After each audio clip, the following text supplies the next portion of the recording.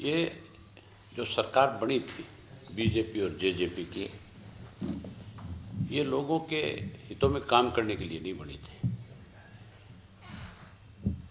ये तो केवल प्रदेश को कैसे बर्बाद किया जाए, कैसे इस प्रदेश को लूटा जाए, उसके लिए एक गिरोह बनाया गया था। ये ठगबंधन की सरकार थी, लुटेरों का एक गिरोह इसमें शामिल हुआ था और इन्होंने 24 से ज़्यादा घोटाले इस 4.5 वर्ष में किए। इस 4.5 साल में इन्होंने बेरोजगारी बढ़ाई, महंगाई बढ़ाई, भ्रष्टाचार बढ़ाया, कानून व्यवस्था खत्म कर दी। हरियाणा प्रदेश में नशा जो है पंजाब से भी ज़्यादा हो गया इस राज्य में। बढ़ने का कारण केवल एक था कि सत्ता में बैठे लोगों ने नशे के कारोबारी करने वाले लोगों को पनाह दी, अपराध बहुत बढ़े। आखिर केंद्र की सरकार को ये बात समझ में आई, मेरे ख्याल उनके पास ये रिपोर्ट गई कि अगर ये इसी तरह से सरकार चलती रही तो फिर भारतीय जनता पार्टी, जहाँ जेजेपी तो खत्म ही हो जाएगी, भाई भारतीय जनता पार्टी का भी नामो निशान मिटेगा इस प्रदेश से।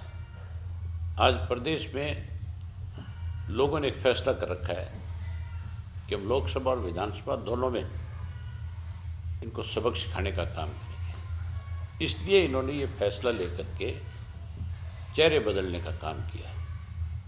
चेहरा बदलने से कोई फर्क नहीं पड़ेगा। जो 4.5 साल लोगों ने भुगते हैं उसको लोग भूल नहीं पाएंगे। हर हालत में इन लोगों को सत्ता से बाहर कर देंगे। पिछले दिनों दीपेंद्र हुड्डा ने भी कहा था कि ये गठबंधन तोड़ने का एक ड्रामा करेंगे, आपको कैसे? दीपेंद्र हुड्डा से ये तो पूछो कि भूपेंद्र सिंह हुड्डा जी जो है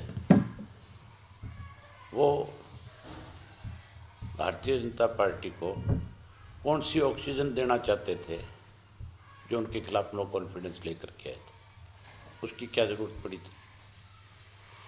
केवल मनोहर लाल खट्टर की सरकार जाए ना, उसके लिए एक नो कॉन्फिडेंस मूव किया गया था। दीपेंद्र सिंह हुड्डा से ये पूछो कि आपके फादर पिछले 10 साल से जो निर्णय ले रहे हैं, क्या वो भाजपा के पक्ष की बात नहीं कर रहे? कितने ऐसे उदाहरण हैं कि इन्होंने भाजपा की मदद करी है।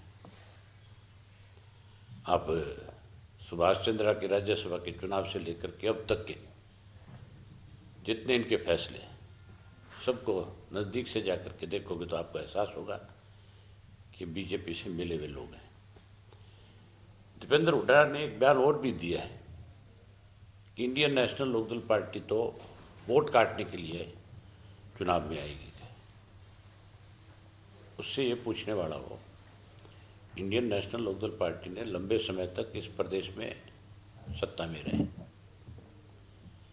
हमने अनेक दफा कांग्रेस को पछाड़ने का काम किया और आज की तारीख में भाजपा की अगर सरकार आई तो कांग्रेस की वजह से आई। हमारा वोट बैंक कम नहीं हुआ था, भाजपा का सुपड़ा साफ हो गया था, इसका कांग्रेस का। दीपेंद्र सिंह से ये पूछो कि तेरा बाप मुख्यमंत्री था, अगली गवर्नमेंट भाजपा की कैसे बनी, उसके लिए कौन जिम्मेदार है? पूर्ण रूप से भाजपा भी और कांग्रेस भी दोनों की एक सोच है कि क्षत्रिय पार्टियां जो है वो मजबूत ना हो प्रदेश में, वो उनको कमजोर रखना चाहते हैं, खत्म करना चाहते हैं।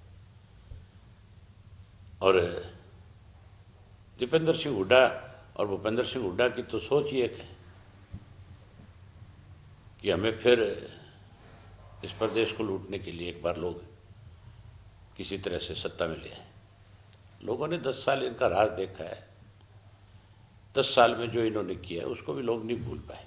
अब तो लोग इंडियन नेशनल लोकदल पार्टी के साथ लगातार जुड़ रहे हैं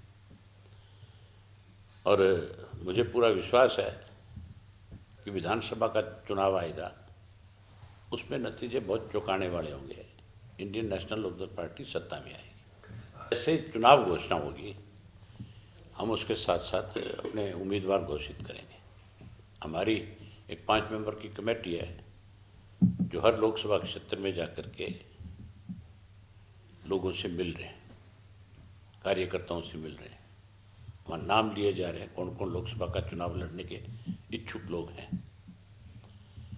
मेरे ख्याल उनका कल तक 10 की 10 लोकसभा में जाएंगे। उनकी जैसे रिपोर्ट आएगी उसके बाद उस पर मंथन करेंगे। कमेटी जो हमारी बनी हुई है जो, वो उसके ऊपर विचार करेगी किस किस को लड़ाया जाए। हम साथ के साथ अपने उम्मीदवार घोषित कर देंगे।